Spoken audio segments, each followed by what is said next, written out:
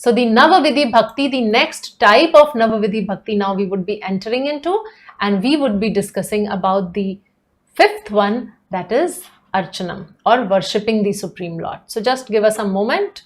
We will open that slides for you.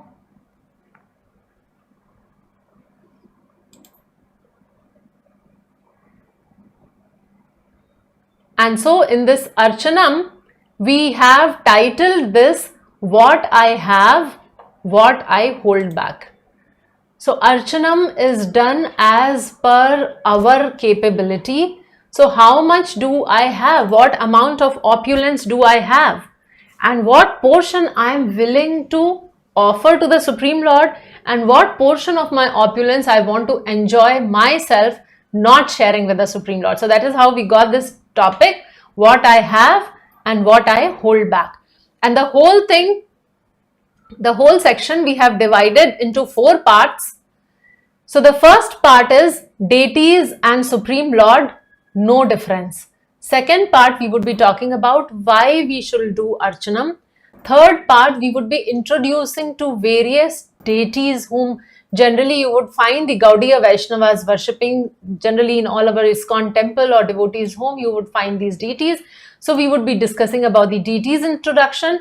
And fourth would be various aspects of Archanam. So now we would begin with deities and Supreme Lord, no difference. I would request Amren Prabhu to take us all to this wonderful journey of Archanam. Thank you.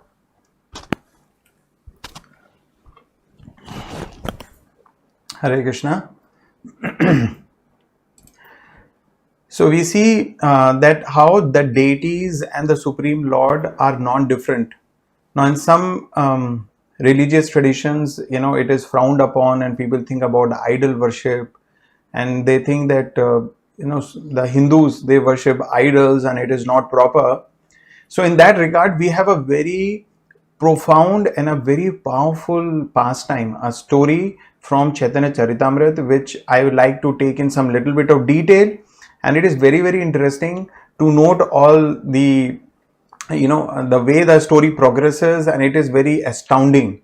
It's a very amazing pastime and a story of a particular deity, which all of us, once we are free to travel, we can actually go and have darshan of this particular deity. So it is very, very amazing, and we will just start listening to this pastime.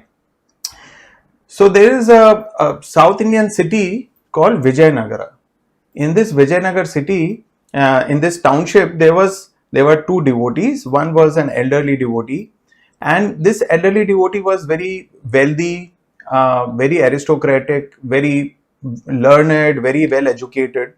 And there was also one other devotee of the Lord, but he was very poor. He was not very educated, and so there's a lot of difference in terms of wealth, education and all between the two. But then somehow both of them decided that they will go on a pilgrimage. Now this is a very old pastime which did not happen recently. So at that time, these pilgrims actually will travel on foot. So they would travel, and it will take many, many months for them to go visit various places and come back. So they started the journey. They started from Vijayanagar, and where they went first was Gaya. They visited Gaya, and after visiting Gaya, they then visited Varanasi. So they visited Varanasi, they had their bath there, they visited the temples, and then because they were on a pilgrimage, and then they went to Prayagraj. Prayagraj is considered to be the king of places of pilgrimage, and there we have the Sangam of 3 famous rivers, Ganga, Yamuna and Saraswati. So currently we can see only Ganga and Yamuna. Saraswati is not visible to our eyes. So this Sangam is very important. And from there, then they proceeded to Mathura. So they were very happy. Once they started from Prayagraj, then they became very happy that, oh, we are visiting the land of Lord Krishna. And then they came to Mathura. So after they came to Mathura and they visited temples and took bath at the various ghats, then they went to the 12 different forests of Vrindavan. So they visited those 12 forests. After having darshan of those forests, then they did parikrama of Giriraj or Giri Govardhan. So this was the hill actually which was lifted by Lord Krishna on the small finger of his left hand. So this was the hill, and devotees out of great devotion, they do parikrama of this very, very beautiful, ecstatic Govardhan parikrama. It is what, 26 kilometers? Around 26 kilometers. And when we go and do comfortably this parikrama, then 24 kilometers. It takes around 5 to 6 hours if we do it non-stop. But it is a very ecstatic experience, and most of us go doing kirtan, doing japa, and there are many wonderful places around Giriraj, which we can visit. And then we have the most excellent Radha Kund and Shyam Kund. So coming back to these two devotees who were traveling, one was elderly and the other was a young devotee, and this young devotee was serving this elder devotee very nicely. So because of his support, the elderly devotee was doing all this parikrama and he was visiting so many places, but he would not feel the fatigue. So he was very grateful to this devotee. So after visiting the Giriraj, then they went finally to Vrindavan. So Vrindavan Dham, that time also there were many temples, and specifically there was a temple where currently in Vrindavan there is Govindji temple. So in the place of Govindji temple, earlier there was another temple of Gopal, Lord Gopal. So they visited that beautiful Gopal temple, and the deities were so beautiful in that temple. The Gopal deity was so beautiful that it enchanted their minds, and they could not stop thinking anything else. They could not think anything else other than the deity. They could not stop thinking of the deity, the beauty of the deity, the beautiful smile of the deity. So they decided that, okay, let's stay for some more days here in this beautiful place and have darshan of the deities, Lord Gopal, again and again. So as I was telling, that this younger devotee, that young boy, that young devotee was serving very nicely the elder devotee, and the elder devotee was very, very pleased. So during this time, the elder devotee was thinking that this boy is serving me so nicely. So he told him, he said, see, last so many months since we have started our pilgrimage, you have rendered various types of service to me. You have assisted me in service. And he said that even my own son does not render this kind of service to me. And I never became tired in this tour. So if I don't show you respect and I don't show you my gratitude, then it is not good. Then it is quite bad. So then this old devotee, elderly devotee, he said, I promise that I will give you my daughter in charity, which means I will make my daughter marry you. So, conventionally, if you think, there is a poor, not much educated boy, and somebody is asking him to marry his rich aristocratic family, a daughter from a rich aristocratic family, well educated. So usually the boy will be very excited, because it's a match which is, otherwise it would be not possible for him to marry such a girl. But let's see what this young devotee says. So he may not be well educated, he may not be rich, but he was a devotee of the Lord. And we see how he, displayed such wonderful qualities. So what the first thing he said? He said, sir, what you are saying is very unusual. This is something very unusual. Such a thing never happens.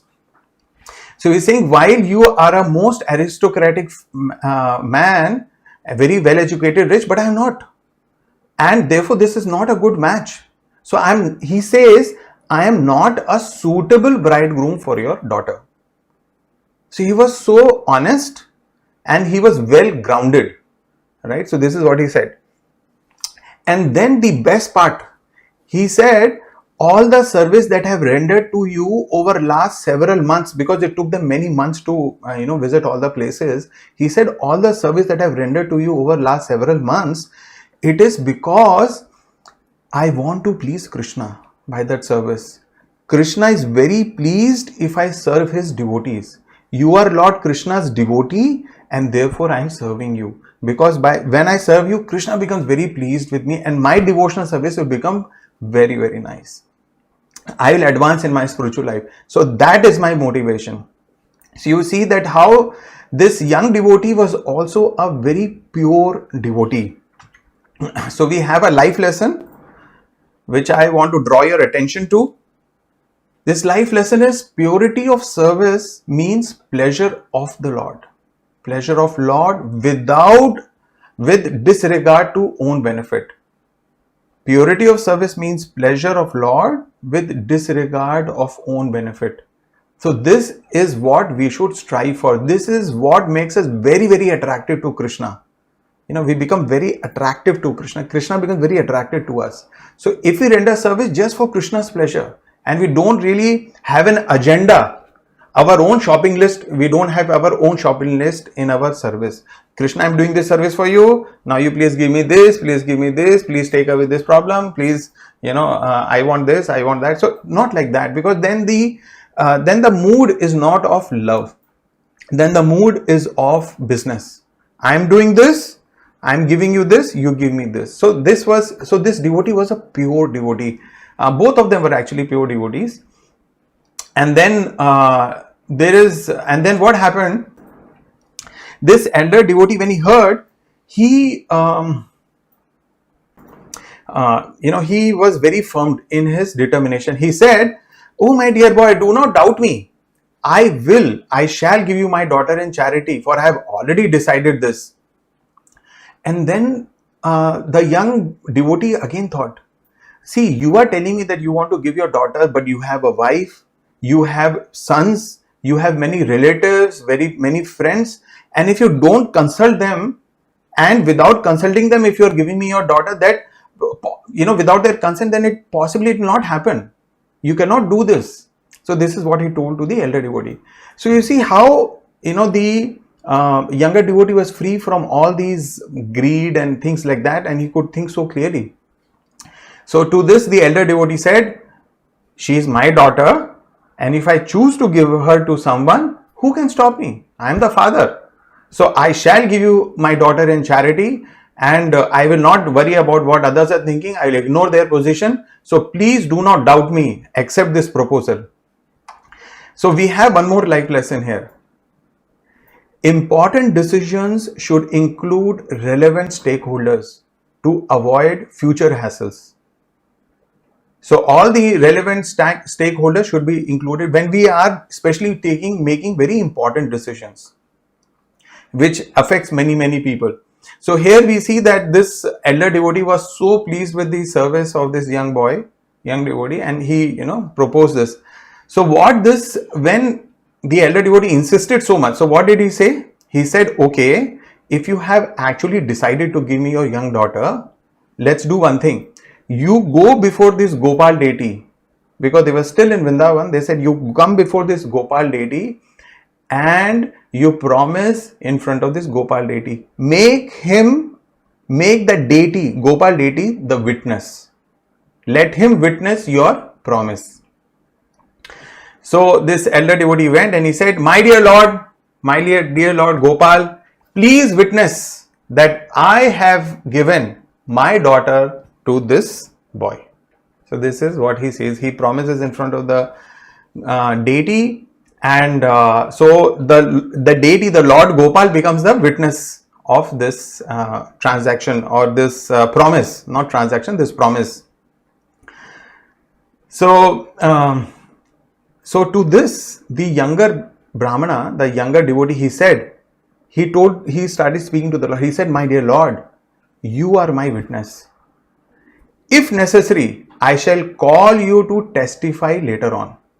So you are my witness, and if required, I will call you as a witness." Sakshi. So as a Sakshi, yes. So this is what the younger devotee said.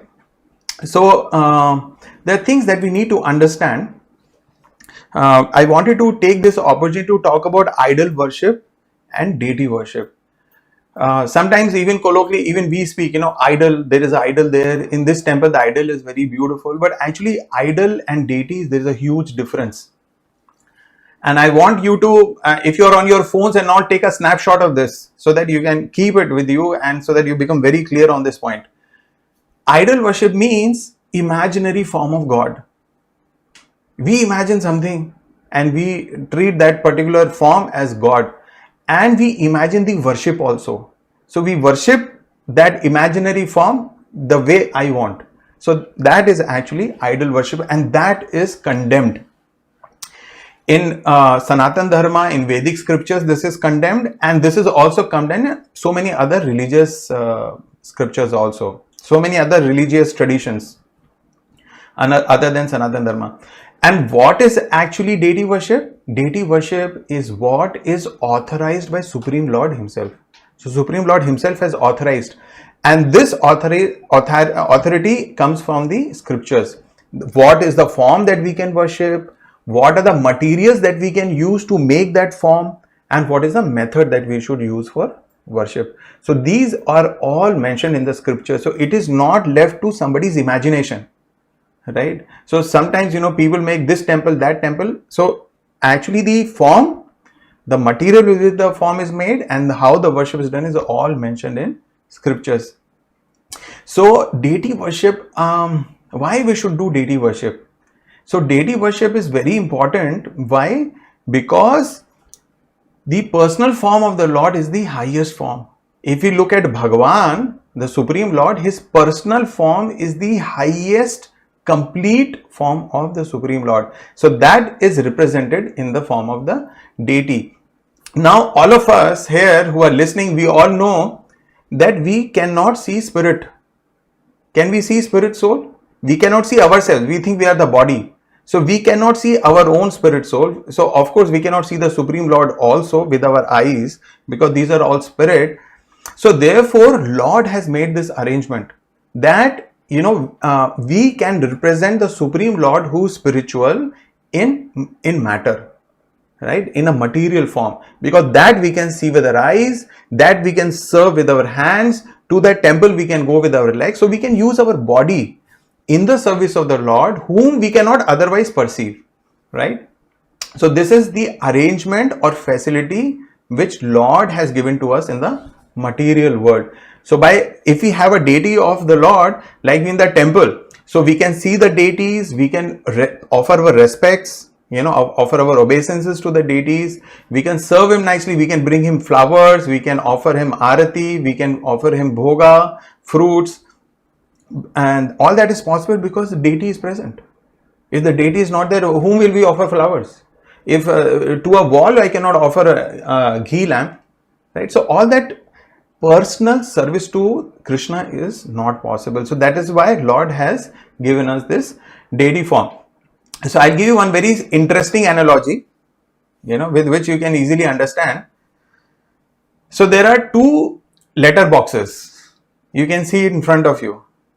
Now, of course, you can understand from the picture itself, if you put your letter in the right letter box, which is on the right side, will it reach its destination? Of course it will, because if you will see the picture, it says Indian Post, Bharat Post. It's an authorized letter box. If you put your letter in it, it will reach its destination.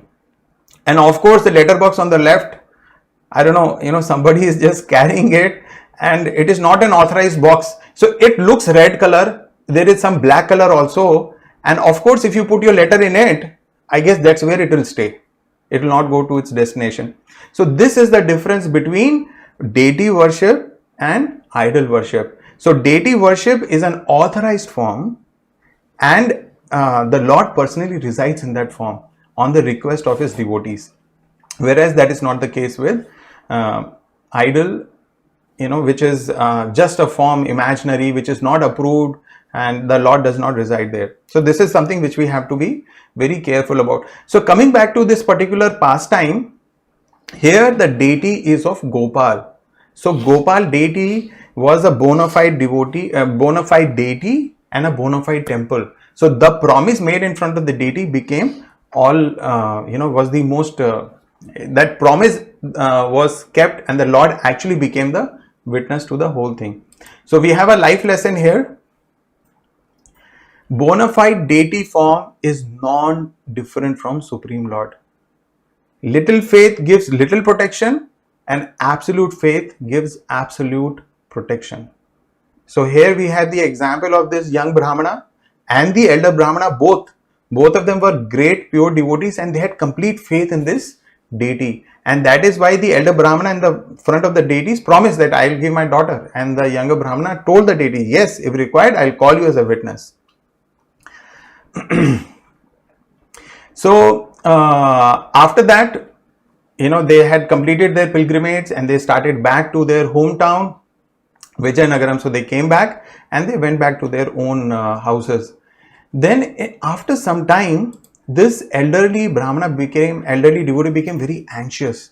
He was thinking, see, I have given my daughter in charity and this marriage should go about, but I don't know what will happen. My sons and my wife and relatives, what they will say. So I must tell them about my promise. So he called a meeting, his wife, his sons and others who were there. So he called all of them and he had a meeting.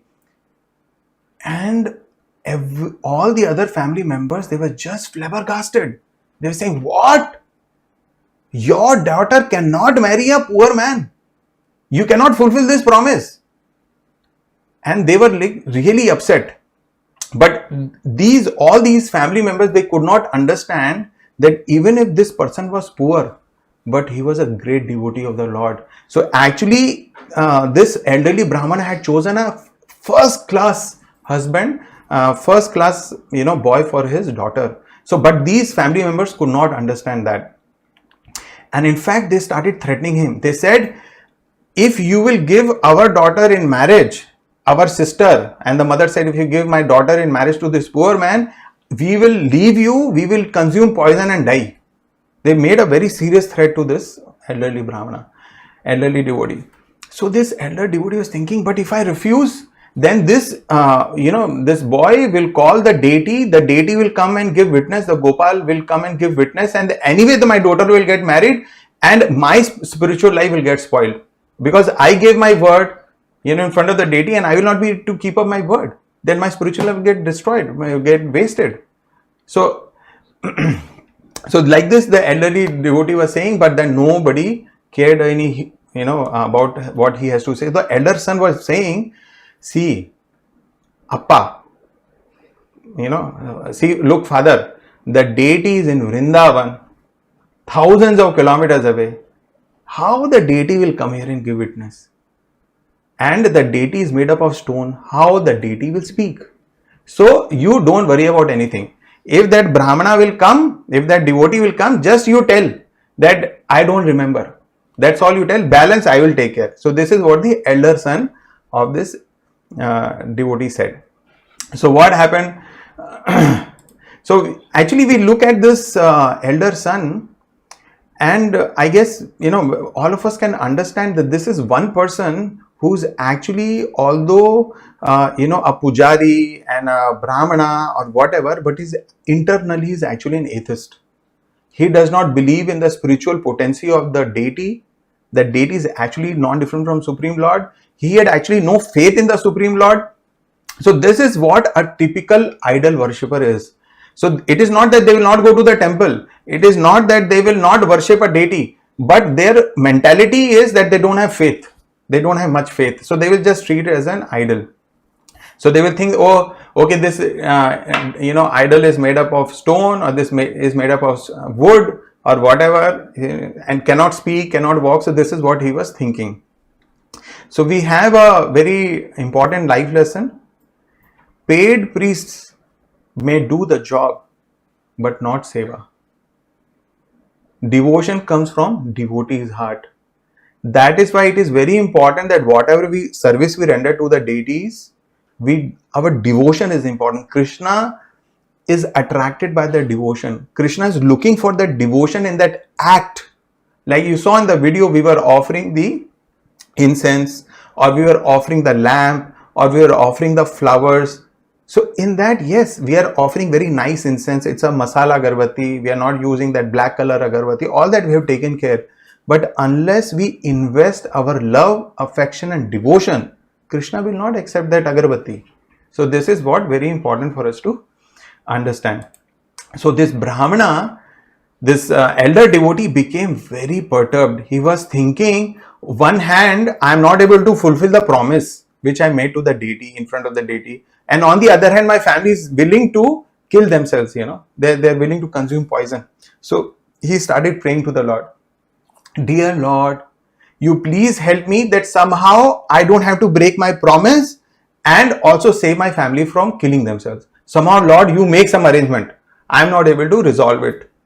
So this is how the devotee surrenders to the Lord, right? So he surrendered to the Lord and he was praying like this. So next day, so this was happening the previous day. The next day, that young boy came, the young devotee came, and he asked that elder devotee. He said, "See, you had promised. He offered his pranams, and he said you had promised to give your daughter to me, and I have come." So this elder devotee was just quiet. But his elder son, when he saw this boy had come, he came with a stick and he said, "You degraded boy, you want to marry my sister? I will beat you with this stick." So he started chasing with this young devotee with a stick. So this young devotee went away. But before we move ahead, there is one more life lesson. So we see that the faith of this, the elder son, we look at his faith. What is this faith? Faith is tested when one has to choose between something which gives me enjoyment versus my devotional commitment. So this kind of test may come in our lives also. That on one hand, we have some opportunity to do some enjoyment. But on the other hand, we have some devotional commitment. Do we compromise our devotional commitment to get that enjoyment? Are we making that compromise? Then that shows that our faith is actually very weak. We are not so much interested in spiritual life also. So that shows that weakness. So it's a test. So whenever we have a choice between the two, all of us have this human form, and this human form is very rare.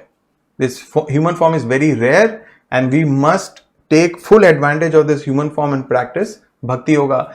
In any other form, in an animal form, plant form, they cannot worship Krishna. Only in human form we can worship Krishna. We don't see that, the dogs and the cats and all of them are going and worshipping the Lord in the temple and offering arati. That's not possible. So we have to take this advantage. So this young boy, he immediately, next day he called all the villagers, all his village people he called, and he said, "See, this elder gentleman, he gave me the promise that he will marry his daughter to me, but now he's refusing to do." So all the elders of all the people of the village, they started asking him question, this elder devotee, that why you're not fulfilling your promise? You have given your word of honor. So this elder Brahmana, because in the back of his mind, he was thinking, if I say yes, I will be forced to marry my daughter and their family members will consume poison, they will die. So what he said, I don't exactly remember. What promise did I make? I don't remember making a promise like that. So elder Brahmana said this. When he said this, then his elder son, this devotee's son, the old devotee's son, he took that chance. He said, "Actually, you should understand that my father, he's already old, he's rich, and this fellow is very poor, and he was accompanying my father in all these pilgrimage places, and he became greedy for his money. Because my father was carrying money, this fellow became greedy for his money.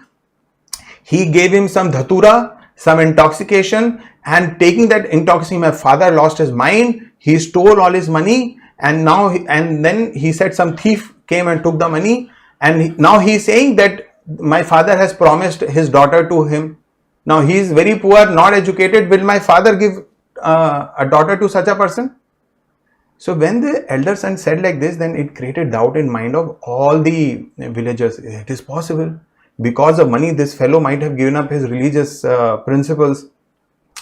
So at that time, this younger boy, this young devotee, he told all of them. In detail, he explained what happened. He said that how the promise was given in front of the Gopal deity. Now Gopal deity is the witness. And if you want, I can call this witness to show that this promise was actually made. When this young boy said that, then the elder Brahmana, the elder devotee immediately said, yes, if the deity comes here and gives witness, I'll very happily marry my daughter with you. I will do that. And all the other members also, the other villagers also became happy. Yeah, that sounds good. If Lord comes and gives witness, then what is the problem? It is fantastic. And the atheistic son of this elder devotee, he was thinking, hey, now this problem is settled one for all. That idol will never walk and come to our city, come to our town, thousands of kilometers. Neither the idol can speak. So problem is resolved. So here we see that Lord is residing as Paramatma in the son's heart and in father's heart, both. So the son does not want, but the father wants, and Lord has made such an arrangement that both of them agreed. Okay, if Lord will come, if the deity will come here, give witness, then the marriage will happen.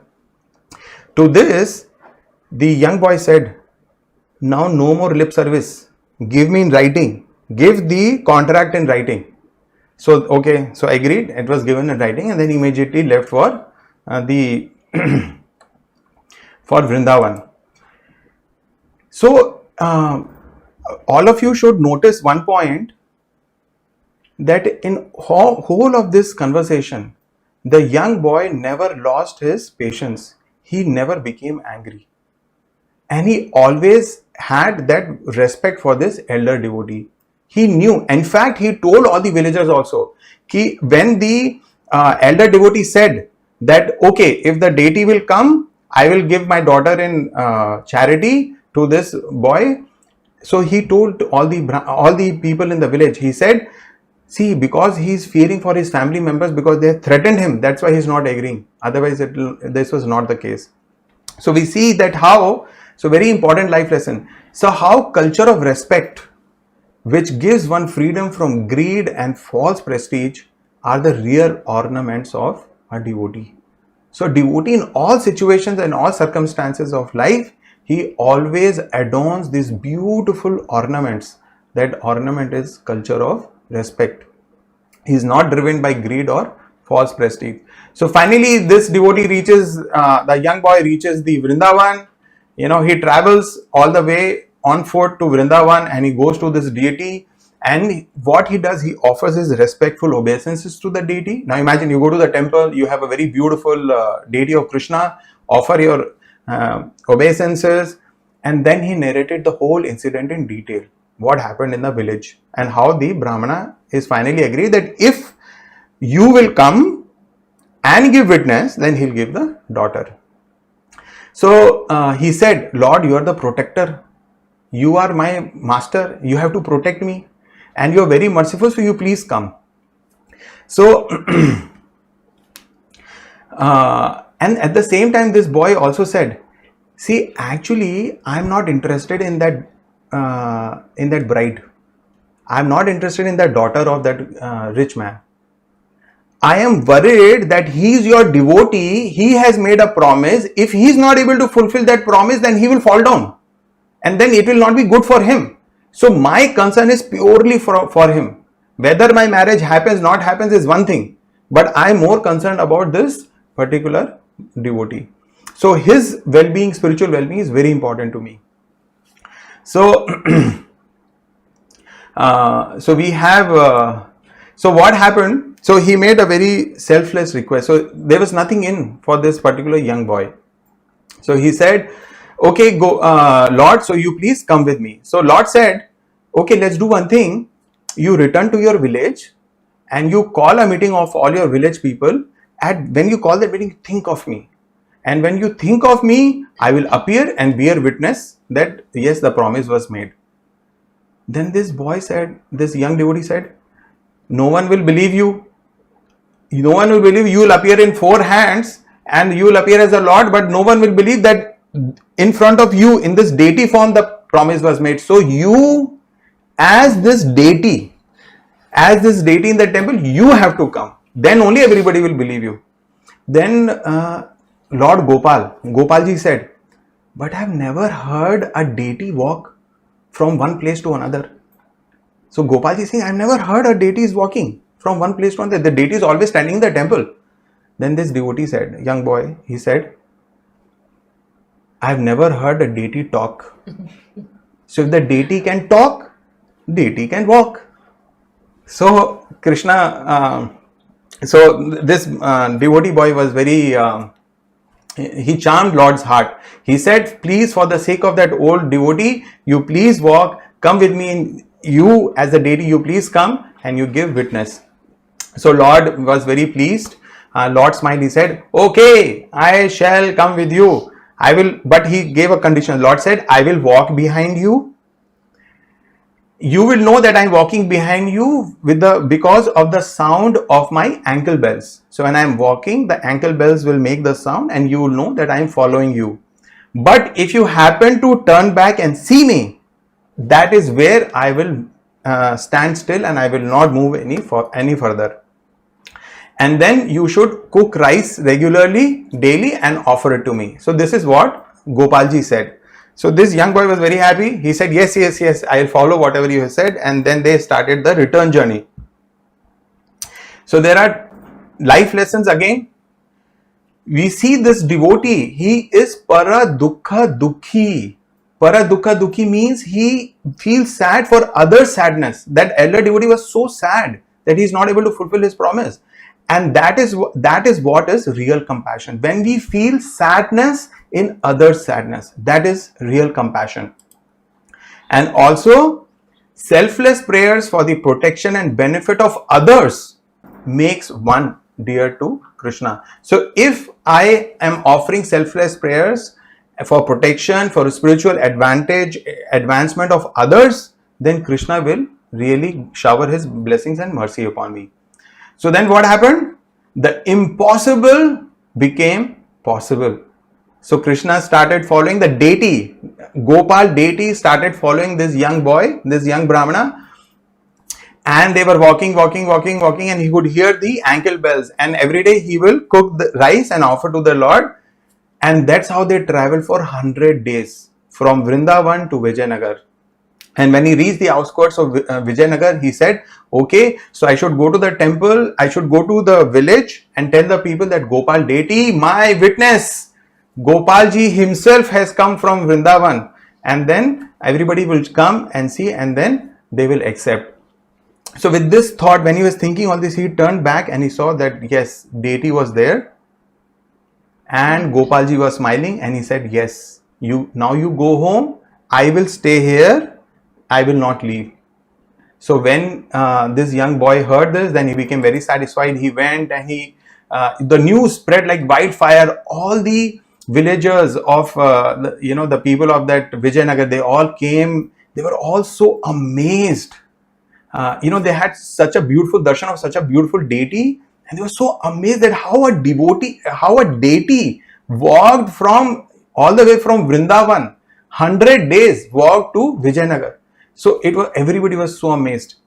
So that is the place where the elderly Brahmana also came, that elder devotee also came. He also offered his obeisances to the Lord there. And he was very happy that Lord has personally come. Now his vow will remain intact. Now his vow will not be broken. And the Lord, the Vigraha, the Gopal deity bore witness. He gave witness. Yes, this elderly gentleman gave in charity his daughter to this boy. So after that witness was given, then at that place itself, the marriage happened of that boy and girl. And then the Gopal deity said to these two devotees, he said, you two devotees are my eternal devotees. And I'm very pleased with both of you for your truthfulness. I want to give you some benediction. What benediction you want? So both of them said that, O Lord, you have walked all the way from Vrindavan to Vijayanagar. You please stay here as an evidence that for protecting your devotees, you can do impossible. So you please stay here. So from then on, the Gopal deity is there and worshipped. And then the king, the local king, came to know about this pastime. So he moved the deity to a new place. So I'll just share the pictures. So this is the actual place The station name, that railway station name is also Sakshi Gopal. The name of the town is Sakshi Gopal now, where the deity has been moved to. And you can see on your left hand side, that's the deity of Sakshi Gopal. This is the deity who actually traveled from Vrindavan all the way to Vijayanagar to protect his devotees, to give witness as a witness. This is on the way. If you travel from Bhubaneswar all the way to Jagannath Puri Dham, so on the way this place will come, and there you have the picture of the beautiful temple of Sakshi Gopal. Very, very beautiful deity with a very enchanting smile and very charming smile. So I hope that this particular pastime has instilled a great amount of faith in the deity form of the Lord. It is actually the mercy of the Lord. It is the kripa of the Lord that he is manifesting as the deity. So we should never make a mistake to consider a deity as a stone or as wood. He is non-different from the Supreme Lord. Out of his karuna, out of his mercy, the Lord has descended in the deity form. So if you serve the deities nicely, it is directly serving the Supreme Lord. So with that, we will call the session, call it off for the day, and we will continue on next Saturday. And in the meanwhile, there are some announcements regarding tomorrow's Q&A session. Hare Krishna. So a couple of announcements. First of all, I am very, very grateful to each one of you who has taken out time to write an email to us and to let us know that how your life has transformed. We, with every single mail what we receive, we feel so encouraged. So we are extremely grateful for each one of you to sending your emails. Second thing regarding the mail is that because many of you have sent the mail that you are watching with your whole family. So we would be very happy if in your mail you can enclose your family picture also watching the Bhakti Yoga Made Easy course. So we'll be very excited if you can send us the pictures, the selfie watching the BYME course, and writing down the names of all your family members, because I would like to know them by name, that who all are attending the course. Second, tomorrow evening 5 to 6 we have live question answer session. So many of you were asking the questions while the session was going on, but unfortunately, like as you can understand, but when we are narrating a pastime, it is difficult to pick up the question and answer simultaneously. So we want to answer all your questions. So we request you to kindly log in tomorrow at 5 o'clock if you have questions, or if you don't have questions, in both the cases, because others have questions. Even if you don't have questions, you are most invited to hear what they have a question about and what is our answer to that. Learning. So yeah, so much learning happens when we are just watching also. And third thing, Tulasi Aarti. So I request each one of you to please ensure that at the earliest you start this process of worshipping Tulasi Maharani, and you will see how much benefit you would derive just by offering one aarti and watering Tulsi Maharani. So it's a humble request to each one of you. Please start that. And our WhatsApp number is given here on the slide, which you show, it is down. So WhatsApp number is there, and my email ID is sukirti@studygeeta.com. So you can send us a WhatsApp message, or you can send us on the email ID. Email is more convenient to us. So if you can write us an email, we would be very happy. So looking forward to see all of you tomorrow evening. Thank you very much. Hare Krishna. Hare Hare Krishna. Hare Krishna. Krishna Krishna. Hare Hare. Hare Ram. Hare Krishna, Krishna Krishna, Hare